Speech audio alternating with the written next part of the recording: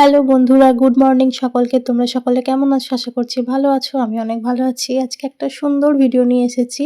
দেখতেই পাচ্ছ আমার হাতে আছে একটা কৌটো, আর এটা হচ্ছে আমার জোয়ানের কৌটো। আমি এইরকমভাবে জোয়ান বানিয়ে ১ মাস ২ মাস পর্যন্ত রেখে দিই।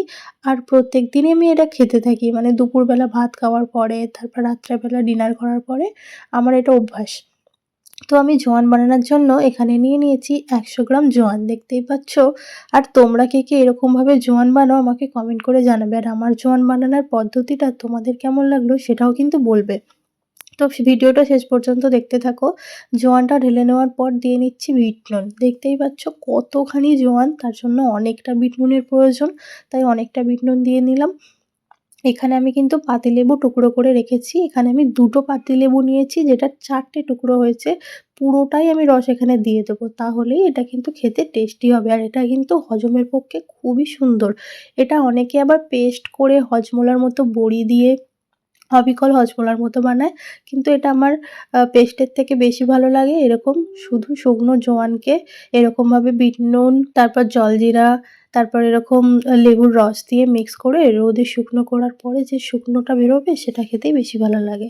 তো দেখো আমি এখানে প্রত্যেকটা লেবুর রস ভালো করে নিগড়ে এর মধ্যে দিয়ে দিচ্ছি। এরপরে লাস্টে হচ্ছে মিক্স করার পালা। আর এদিকে আমি কাজ করতে করতে বড়মশাইয়ের অফিস যাওয়ার টাইম হয়ে গেছে, তাই জন্য ও এখন রেডি হচ্ছে।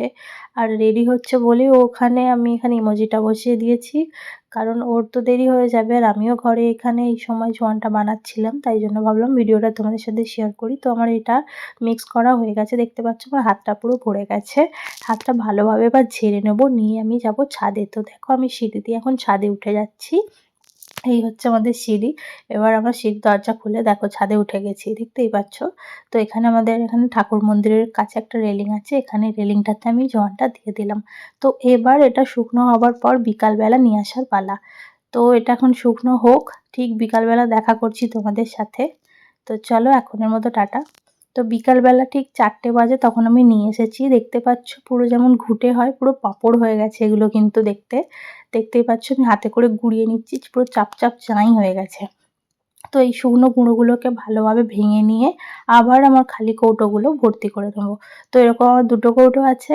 একটা ভর্তি হবার পরও যেটা বেঁচে যাবে সেটা আরেকটা কৌটো ভরে নেবো। তো পুরোটাই আমি ভরে নিচ্ছি, দেখো তোমরা। আর আমার ভিডিওটা কেমন লাগলো তোমরা কিন্তু অবশ্যই কমেন্ট করে জানাবে। আর যদি আমার ভিডিওটা ভালো লাগে থাকে তাহলে লাইক, কমেন্ট, শেয়ার করে দিয়ে আমার পাশে থাকবে। আর আমাকে ফলো করতে ভুলবে না, ফলো করলে ফলো ব্যাক পাবে।